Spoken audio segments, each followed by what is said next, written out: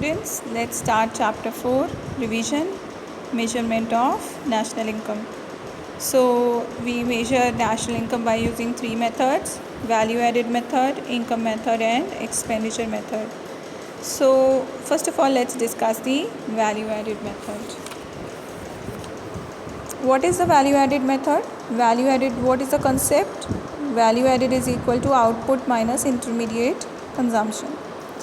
If there is a baker who has to manufacture bread, so he will purchase some input flour that is being purchased for 500 rupees. Flour is being used to make bread.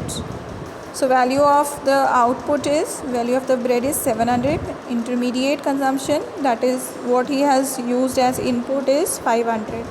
700 minus 500 is value added, that is 200 value added by the baker.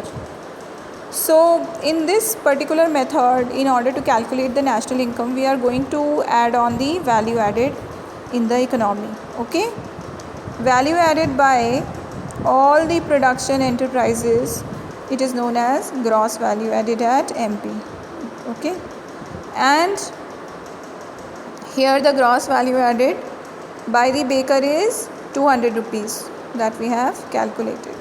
If we add all the gross value added at MP of all the enterprises which are there in our domestic territory, what do we get? We get GDP MP, that is gross domestic product at market price. So let's now discuss what is intermediate consumption and what is final consumption. Intermediate is whatever expenditure the production unit is making, whatever expenditure he is making, that is being done so as to carry on the production process. Okay, so that is known as is intermediate consumption. अगर आप ये example लें baker की, उसने क्या किया, उसको input चाहिए था, रॉ मटेरियल चाहिए था, उसने फ्लोर ख़रीदा ताकि वो मैन्युफैक्चर कर सके bread. So that was his intermediate consumption. Okay, so what is final consumption? It is actually the expenditure which is made on the final goods and services. Investment को भी final consumption बोलते हैं. Like इस case में अगर देखा जाए तो what is the final product for final consumption? Bread final product है. So you got to understand the difference between final and intermediate consumption. Now very important thing, please try to understand this. जो भी आपके imports होते हैं, they are not separately included. Okay. अगर आप बात करें intermediate consumption की, if it is given, then imports are not included separately. Imports are already included in intermediate consumption. So that is very clear. अगर आपको अलग से कब आपको import ऐड करने पड़ेंगे, अगर आपको intermediate consumption domestic mentioned हो. Otherwise intermediate consumption में everything is included, even the imports. Now let's see what is the value of output. Value of output is the final market value of the goods and services which are produced during an year. तो value of output actually क्या होता है? Sales होता है. जो भी produce हुआ वो सोल्ड हुआ मार्केट में, और इसमें जो भी आपका अनसोल्ड स्टॉक है हम उसको ऐड कर देते हैं, उसको हम बोलते हैं चेंज इन स्टॉक. ये फॉर्मूला आपको आना चाहिए, closing stock minus opening stock. Okay, so one more way to calculate the value of output is this is quantity into price. इसको सेल्स कैसे आपको मिलती है? जब आप प्राइस और क्वांटिटी को मल्टीप्लाई करते हैं. So we add change in stock. Change in stock का फॉर्मूला गिवन है. Exports are not separately included. Okay, export जो हैं वो ऑलरेडी आपके सेल्स का पार्ट होते हैं. अगर सिर्फ डोमेस्टिक सेल मेंशन होगा तो अलग से इंक्लूड करेंगे, वरना एक्सपोर्ट्स भी इंक्लूड नहीं किए जाते. सो अगर आप देखें स्टेप्स कैसे हैं कैलकुलेशन के. स्टेप्स में क्या है? सबसे पहले आपका प्राइमरी सेक्टर से जो भी gross value added at MP आया, सेकेंडरी से आया, टर्शरी से आया, सबको ऐड करके जीडीपी एमपी हो गया. नेशनल इनकम निकालना है. जीडीपी एमपी में से हमने ग्रॉस को डिप्रिसिएशन माइनस करेंगे, एमपी को एफसी बनाने के लिए एनआईटी माइनस करेंगे. ओके, और एनएफआईए ऐड कर देंगे डोमेस्टिक को नेशनल बनाने के लिए, जो हमने चैप्टर नंबर 3 में किया है ये सारे step of calculations. So very easy.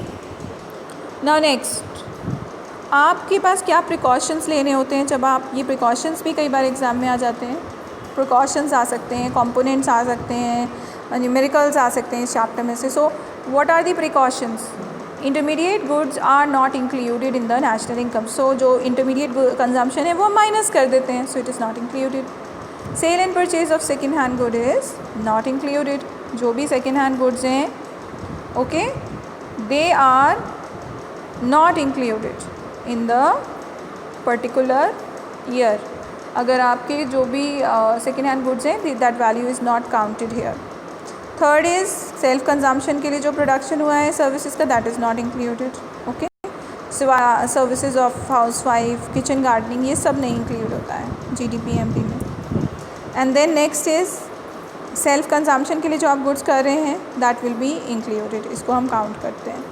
Like हम अगर अपने लिए ही कुछ अपने लिए ही सेल्फ कंजम्पशन के लिए यूज़ कर रहे हैं, उसको हम मैन्युफैक्चर कर रहे हैं, तो that will be included. Imputed value of owner occupied house will be included. अगर आप प्रोड्यूसर हैं और आप अपनी बिल्डिंग यूज़ कर रहे हैं, फिर भी उसका जो है रेंट का अमाउंट आप इंक्लूड करेंगे.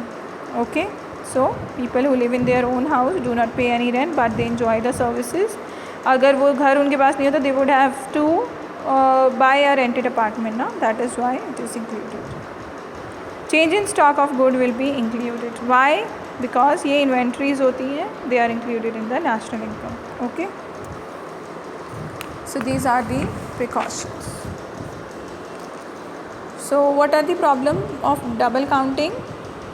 Value of only final goods and services is included. Okay, जो भी फाइनल गुड्स एंड सर्विसेज है, only that is taken into account. अगर हम बात करें सेम एग्जांपल जो हमने पहले डिस्कस किया था, फार्मर जो है ही is manufacturing wheat, miller is manufacturing flour, baker is manufacturing bread. Okay, so farmer sells the wheat to miller 500, miller sends the flour to baker 700, baker sell the bread to customer in 1000 rupees. So only final value is counted, okay, that is 1000 rupees in the national income calculation, final consumer का जो value है. Why we are not counting the intermediate consumption? Because it will lead to the problem of double counting. Let's see how. अगर आप value of output सबका add करेंगे, ठीक है, generally अगर आप बोलें कि अगर आप टोटल वैल्यू ऑफ आउटपुट देखें 500 है, 700 है प्लस 1000 है, you get 2200. Okay total. But आप देखेंगे, अगर केयरफुली देखेंगे तो 700 में 500 व्हीट का भी इंक्लूडेड है, ब्रेड के 1000 रुपीज़ में 700 इंक्लूडेड है फ्लोर का, 500 और 500 उसमें व्हीट का इंक्लूडेड है. तो इसीलिए ट्रू वैल्यू नहीं रिप्रेजेंट कर, डबल काउंट कर रहे हैं आप वैल्यू को. यहाँ पे वैल्यू ऑफ इनपुट निकालेंगे, वैल्यू एडेड 500 है, कोई इनपुट नहीं है.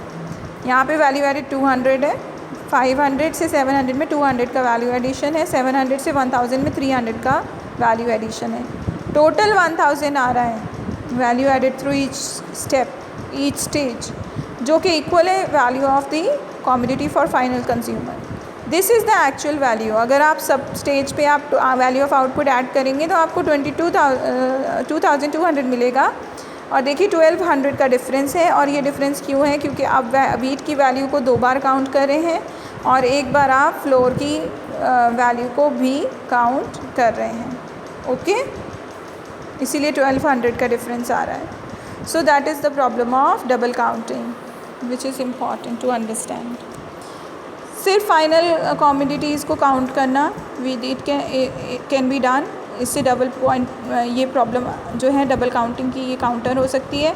Secondly, value added method use करना. Sum total of value added, अगर आप हर एक स्टेज पे आप वैल्यू एडेड को लें तब भी आपको राइट आंसर मिलेगा. 500, 200, 300, हर स्टेज पे वैल्यू एडेड लें तो आप अवॉइड करेंगे डबल काउंटिंग. और otherwise if you take the final value of the commodity you can also avoid the problem of double counting.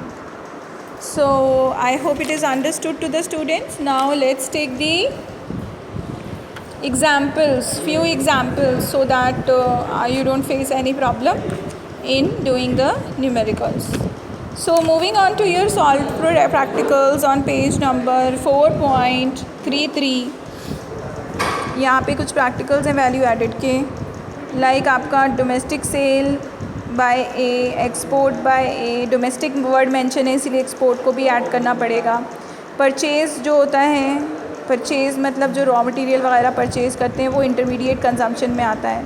तो आप क्या करेंगे, वैल्यू ऑफ आउटपुट क्या हो गई आपकी, ये दोनों को ऐड करा, sales plus export 5000 and you reduce from this 200, okay, so you get 4800।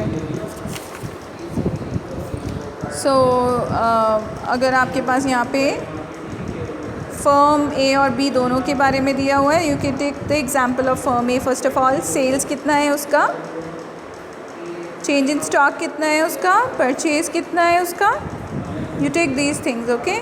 अगर आपको वैल्यू एडेड निकालना हो तो value of output minus intermediate consumption होता है ना। वैल्यू ऑफ आउटपुट कैसे निकालते हैं, वैल्यू ऑफ आउटपुट निकालने के लिए sales plus change in stock का फार्मूला यूज़ करते हैं ना, ओके। आप ऐसे मत करिएगा, आप जो जनरल फार्मूला उसको अप्लाई करिएगा। जैसे आप बोलें, अगर आप इधर देखें आपके पास क्या होगा,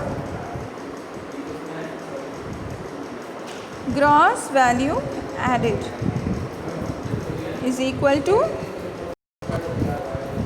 value of output minus intermediate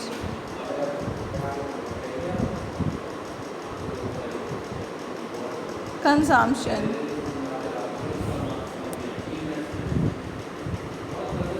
okay, अब वैल्यू ऑफ आउटपुट क्या होता है,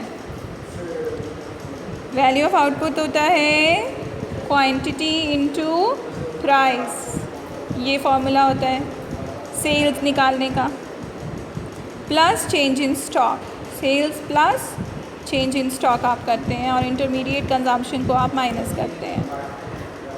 तो सेल्स आपका जो दिया हुआ है, ए का सेल्स कितना है 500 क्वेश्चन के अंदर, और ए का जो चेंज इन स्टॉक है वो है 20, ऐड कर लीजिए 20 इसमें। इंटरमीडिएट कंजम्पशन कितना है,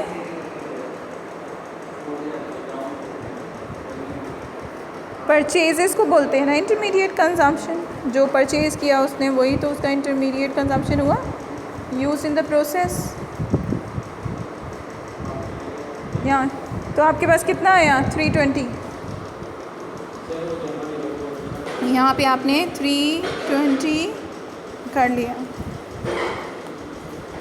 520 minus 320 you 200, you will do it like this, okay।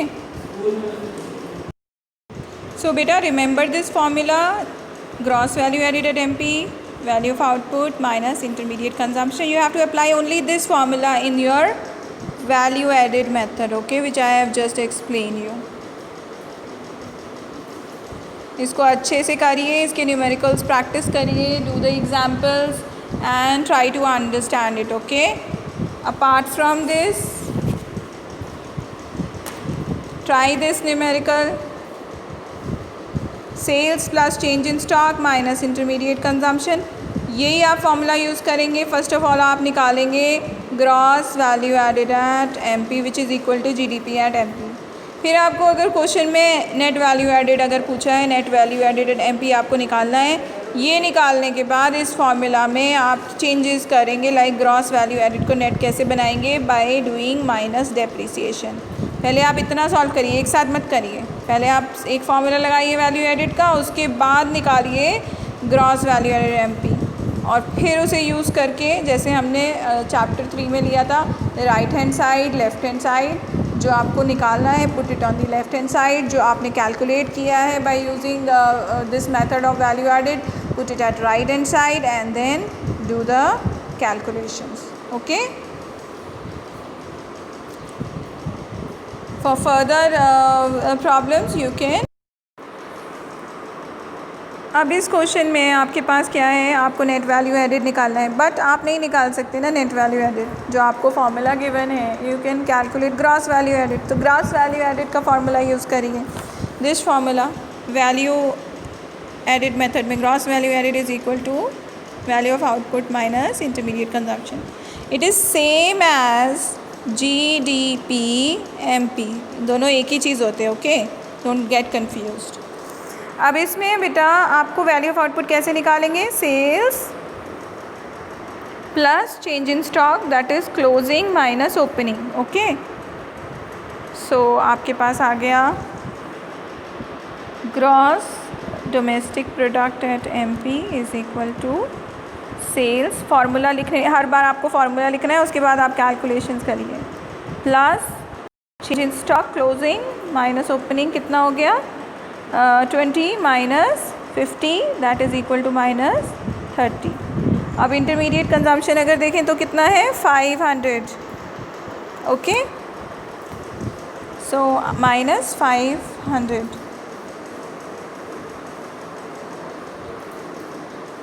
Import of raw material separately add नहीं करेंगे, वो ऑलरेडी परचेज में इंटरमीडिएट कंजम्पशन में इंक्लूडेड है. ओके,